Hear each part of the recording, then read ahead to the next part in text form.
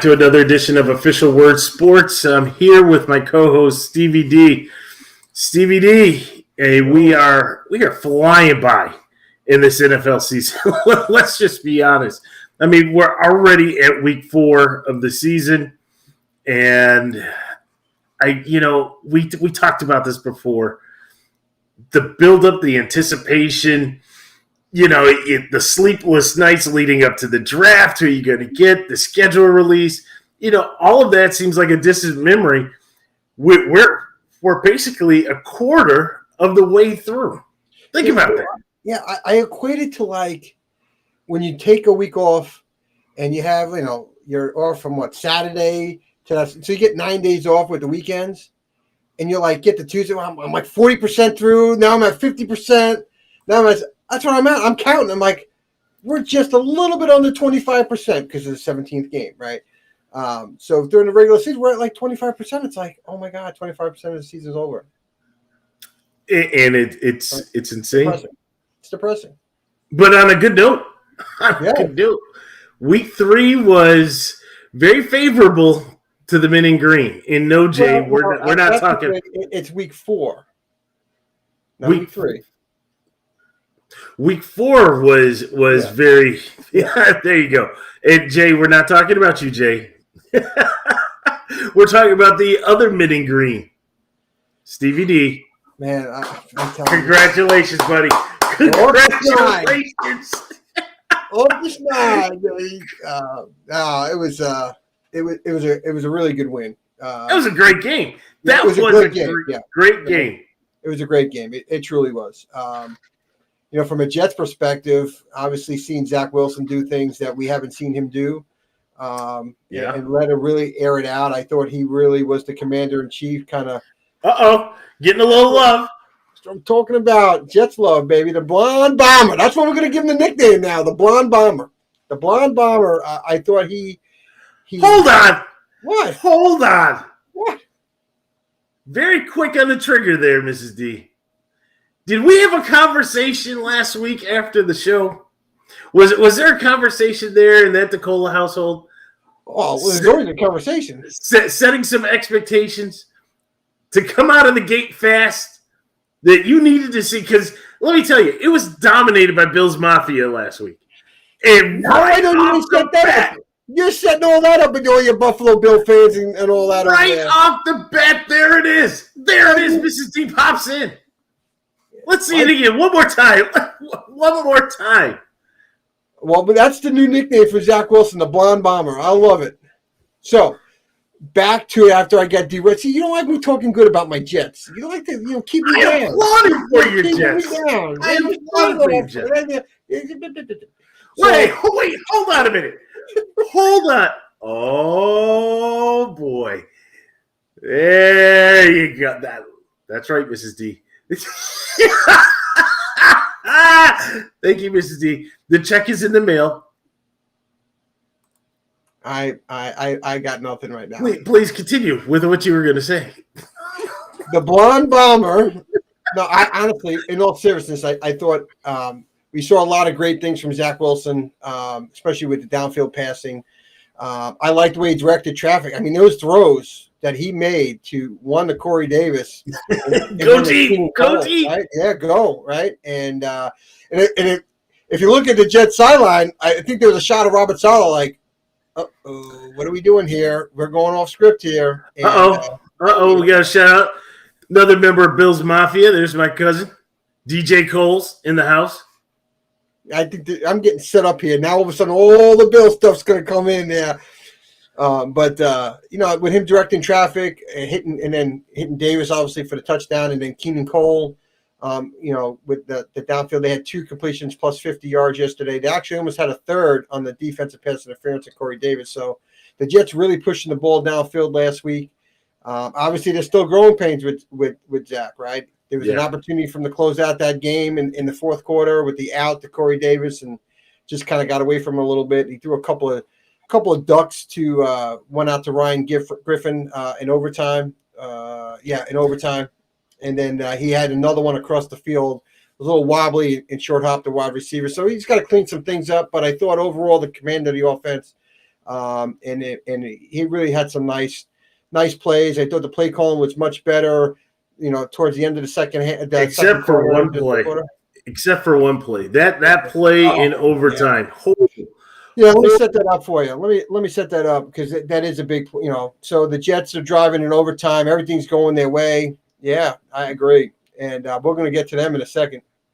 And it was third and goal from the 1, and I thought the play call originally.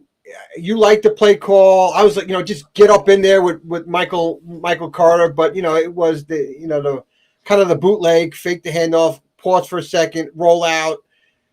In a typical, that defensive end is crashing, but he stood his ground. Credit to the end there, and kind of saw what Wilson was doing and kind of chased him down.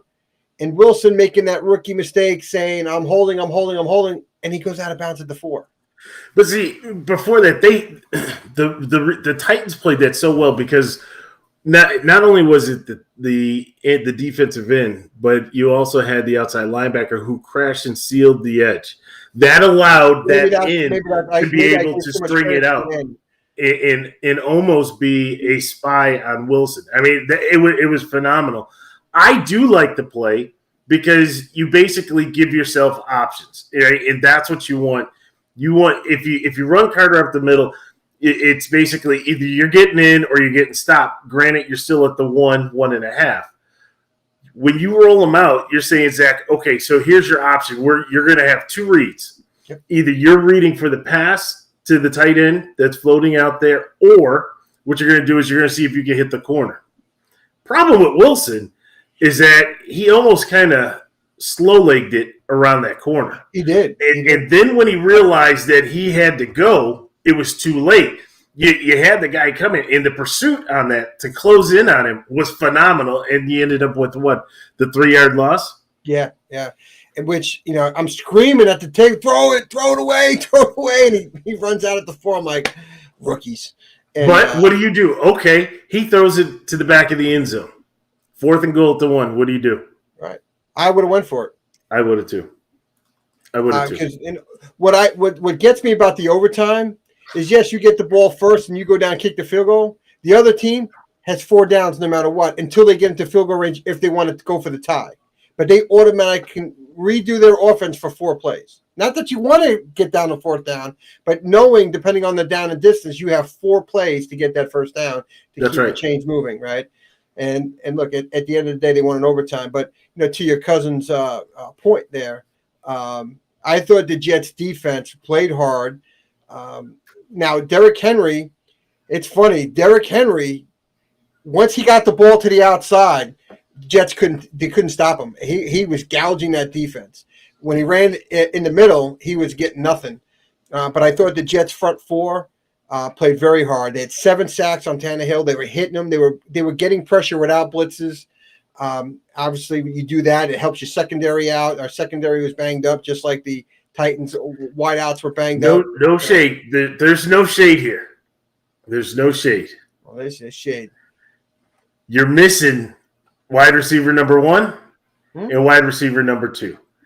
I get it. And again, there's no shade here. Yeah, we're playing rookies throughout a whole secondary. Right? Well, here you go. Don't be so defensive. Don't be so defensive. No, because everybody says the same thing about the wide receivers, right? And it's just like, well, nobody gives credit that we're missing our starting safety, our free safety, our strong safety, and every corner. You're being so defensive. Let the question flow. Let the question flow. Julio and A.J. Brown hasn't done anything because he's on my fantasy football team. Jack. So here's the question. Without being so defensive, right? Because I gave you credit before, actually, during the game, I was rooting for you. I sent you the text, you're going to do it. You're the one that said, oh, no, it's over, right? There was love there. I wanted you to be smiling on this podcast. I see it ear to ear. You're showing all 32. That's what we want. That's what the people want, right? They want to see that. Now, with all that being said,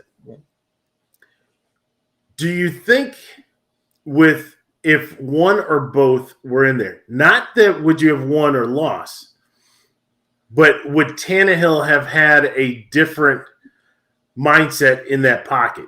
Because you were playing with wide receiver 3 and wide receiver 4, he was forced to hold the ball a little bit longer. It changes the game. It changes it. Sure. Whenever you're missing 1 and 2, you're number 1 or number 2, right? It changes the game. But it's like anything else. You play with what you got. Maybe the Jets' defensive game plan changes with those guys in there, right? Maybe you double up one to take away the main threat. Maybe A.J. Brown and Julio being an older receiver, we don't have to double. So you never know. You double receiver, maybe it opens up holes for Derrick Henry. So you don't know. But I'll tell you one thing. Derrick Henry's never gotten hit so hard in his life. And Quincy Williams, number 56, the brother of Quentin Williams, on that play on the outside, C.J. Mosley went low towards the legs, and Henry was up, and Quincy blasted him, just absolutely blasted. And if you truly watched that game, Quincy Williams had a game. He was hitting everybody. He had 12 tackles in that game for an outside linebacker. For every defensive back Josh Norman, we're talking about you. For every defensive back that there was a meme or a GIF or anything that's out there, that hit was for you. That was payback for all the other defensive backs that have been thrown in the stands. Josh Norman being thrown, 15, 20 yards downfield? Oh, yeah, you know what time it is. You know what time it is. You know, Glenn. DJ Coles. Let me tell you, DJ Coles, my man is killing it. Ooh, well, Glenn, we got to get you. We got to get you on the podcast. Let you just talk. Jet sets all around the world. My man is doing it. Big ups for that. And he's right. Let's put a bow on this one. Let's put a bow on this. Go ahead. You played another loser franchise. Go ahead. Put a bow on it. I'm allowing you to put a bow on it. We won. You're tied with Tua. You're tied with Tua. You're tied with Tua. Is that what you want? Who? You're ahead of Urban Meyer. Yes. Yes. And speaking of Urban Meyer, you want to go there now? Yeah. Oh, you've been waiting on this one. You've been waiting. Now, so I'm going to start this. I cannot stand Urban Meyer. I'm just not a fan of Urban Meyer. Not a fan of him in Florida. Was not a fan of him in Ohio State. Definitely not a fan of the Jaguars. I think he's a jerk. I think he's overrated. I look at what he's doing to the Jaguars and just making them a laughingstock of the NFL. Tebow. And this weekend, I mean, come on, Urban, right? This is not college where you're not held accountable because you're coaching college kids. You're in the NFL. Your first team meeting is telling your players to be accountable on and off the field. Do the right things. Okay. So I'm going to go back. I'm going to hang out back in Ohio. I'm going to go to my bar, and I'm going to have some fun. Crossed the line with his wife. Crossed his line with his family there. He's just he's a dirtbag. He really is. I mean, think about it. He brought in Tebow. He hires Doyle from Iowa with a shady past. Yeah. Oh, it's not that big of a deal. The next day he resigns. There's a pattern here with Urban Meyer since he's gotten hired in Jacksonville, and this is just another poor decision. Tebow, it's just another one after another one. They're going to ruin. He's just going to continue to ruin this franchise. So I will say this, Stevie D. When I look at, I separate the two, right? On field, off field. On the field, he's failing, right? He's failing Trevor Lawrence. He's failing the Jacksonville Jaguars. He's failing Shad Khan. He's failing Duval, right? He is failing. He's living on the reputation that he had from college. This mystique. This is not college too, right? Exactly.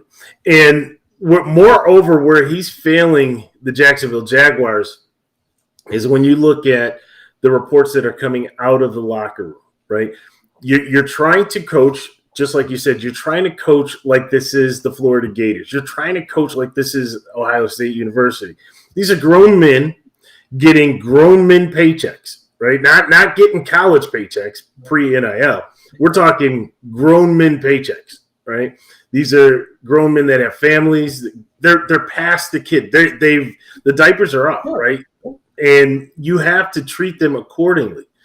That's why so often you see college coaches who fail in the NFL, and then they run back to college because it's almost like a power trip type thing, right? An ego thing. And they don't know how to separate when it comes time to having a conversation with an adult, with a grown adult, to try to mentor from that perspective instead of trying to mentor from a dictatorship. And so that locker room is disintegrating.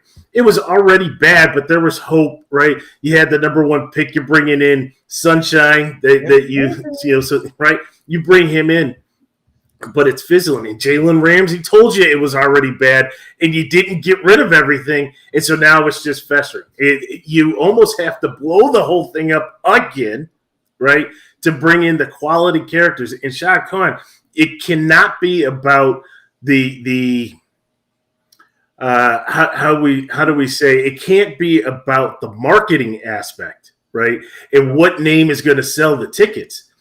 The tickets will be sold when you put the winning product on the field. When you get 53 guys that are buying into whatever the head coach is saying, and they're willing to go out there and fight for what it is that the team goal is, and that team bond, you'll fill the stands. You'll get the marketing endorsement deals. You'll go to England and play your annual game in England. Plus, you may even get a chance to play in the exhibition game. Well, then again, that won't happen because there's a team in Western New York that is prime. And we're going to get to Western New York or Canada, whatever you want to call it. Yeah, you can start with that Canada all you want. There it is. But here's something that's interesting, right? You go and tell your players, right, a code of conduct and how to behave.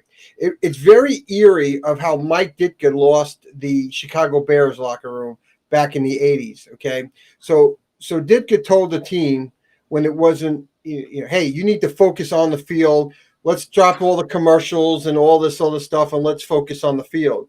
And then what he wound up doing was going out and getting all the endorsement deals. And when he did that, the players kind of revolted and said, hey, wait a minute. You told us to drop where we weren't making crazy money then. You're telling me I can't do my endorsement deals, but yet you can go out and promote all this other stuff. And players came out and says, that's when Mike Ditka lost the locker room. We lost respect for him because he told us not to do it and stay focused. And what is he doing? He's going out and doing all that. And so, that message in the clubhouse during OTAs, hey, do the right thing off the field, and then you get caught in a scandal, you're the coach. And I don't know if you heard about this.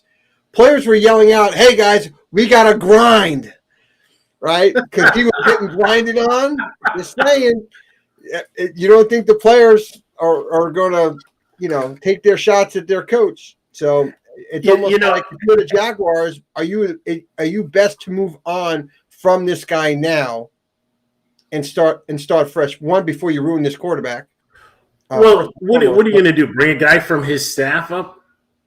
Just to finish the end, just get him out. I mean, think about some of the things he's already done. No. First and foremost, Urban is very contrite. You know that he's going to finish the remaining 13 games of this season, and he's going to. Yeah, he is. He's going to be on his P's and Q's. They're going to have that typical, hey, for my family or for whatever, and he's going to find a way to make the exit, right? And then the Jaguars are going to be looking at Eric Bieniemy or looking at the guy over in Dallas or whoever it is that's going to be the top coordinator, right? And that's what's going to go to Jacksonville. But you write it out, but you understand that this is a one and done, right? This is an absolute one and done. But we'll see what happens there. Stevie D, I kind of want to turn, since we're talking about one coach that we know is put himself on the hot seat. I mean, he had a cushy job and put himself on the hot seat. Here's another coach that's on the hot seat. We said from day one, right? And he didn't let us down week 1, week 2, and here he is talking about Matt Nagy. Now, that's your boy, right? I know that's your boy. I know it's hard to talk bad about Matt. It's a train wreck up there, right? You get the win, right? You come out with a statement about Andy Dalton coming back, right? And then all of a sudden you have to walk that back. It wasn't even 24 hours later that you had to walk that back, and now Justin Fields is your starter for the remainder of the season. I'm going to tell you right now, we talked about it. All the folks that are out there watching this podcast, that listen to our audio podcast, everybody's saying the same thing. We know that Matt Nagy did not just have an epiphany and change his mind to say, Justin Fields is going to be the starter for the rest of the year. We know that the owner called down the pace and said, what in the world is this guy talking about, right? I just had this kid drafted in the first round. He got us the first win. He actually played decent, right? Good play calling, conservative scripted play calling for a rookie coach or for a rookie quarterback, put him into a situation. What helped him, he benefited from a great running attack that they had, and unfortunately Montgomery got hurt, but he benefited from that. I don't want to see Andy Dalton in there again, right? I want my guy that we drafted to get the experience, because I'm looking around the league. I see a Zach Wilson have a good game, right? I see some of the other guys. Hell, even Trey Lance had a good game, right? And I'm seeing these guys that are doing something, and I don't want to be behind the curve. So you go tell Matt Nagy to go – I don't care what he has to say. Andy Dalton is not playing. And now you have Matt Nagy that has to turn back around, go back to that same podium and say, guys, Justin's going to be the starter. It didn't sound good. It didn't look good on the news. The people in Chicago, the radio stations over there are just like, are you kidding me? What is this guy doing? Get him out of here. And it's not a good look at all. Matt Nagy could finish the year at 10-6 with this quarterback, and I just think the fans just don't care and want to see him gone. It's not a good look. You said it. It's not a good look. Look, there's probably – I won't call it this is the worst-case scenario with a quarterback change, but it's probably in the top 3 worst things that can happen to an organization when you're flip-flopping through quarterbacks, right? Because, you can have a guy, he got a start week 1. In week 3, you flip over to another guy. In week 5, you go back to the original. Week 9, that's probably the worst scenario. We're not flip-flopping here. No, not all. The coach is flip-flopping. No, but what I'm saying is, that's probably the worst thing a coach could do is continuing to switch quarterbacks throughout the year. Right? That's probably the worst thing. This with Nagy is probably the second worst thing you can do, because now you just look like a fool. I was going to use a different word, but you just make yourself look like a fool, because within 24 hours you went from Andy's healthy, I'm starting, to now Justin Fields a quarterback. Did you watch a tape? All of a sudden you're going to say, did you watch the tape? And all of a sudden the light bulb's on for Justin Fields and he's our quarterback. Because when you think about the game itself, he was sub 50% throwing. I think he rushed for 50 yards. The team won, don't get me wrong. It's not that he lit it up that you can say on the tape, oh my God, leaps and bounds, he was fantastic. And I just saw the tape and we're going to make him the starter. After the game, you said Andy Dalton was the starter. There was nothing in that tape that I could say that I would think when you look at the numbers, not that the numbers tell everything, but if you look at the raw numbers, he didn't light it up. Well, why would you flip, what all of a sudden would you make that change 24 hours later? Like you said, it's coming from the top. But we know it came from the top, right? But I don't be so hard to adjust. I'm not sure. I didn't see the game. I did not watch the game, so I can't really comment. That's why I said, based on the numbers, he was a sub 50%. I didn't watch the game. I couldn't tell you how he commanded. Maybe a lot of his passing was big time passing in big time situations. But they took him out of situations.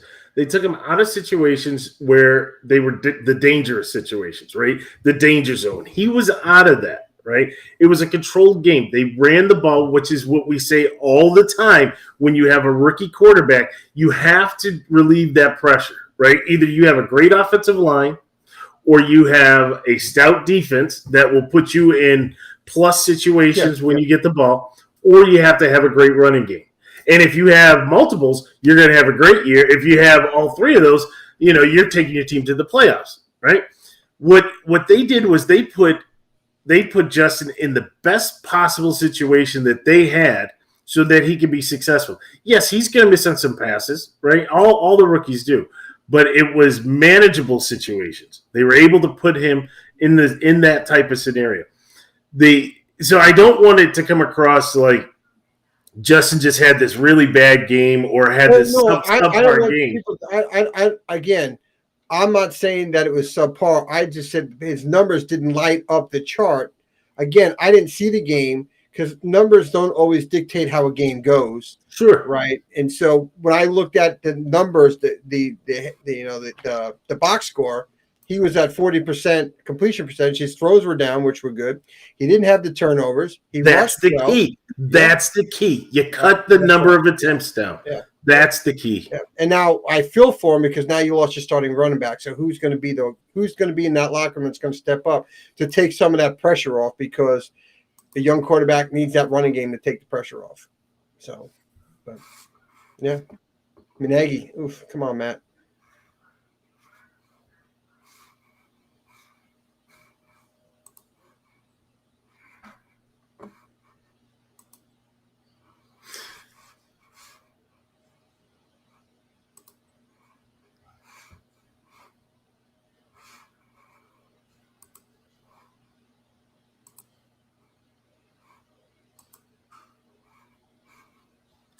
So, Stevie D,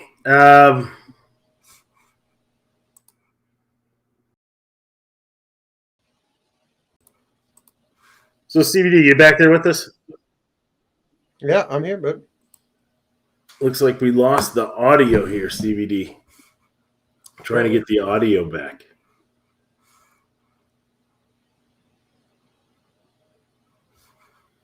Technical difficulties?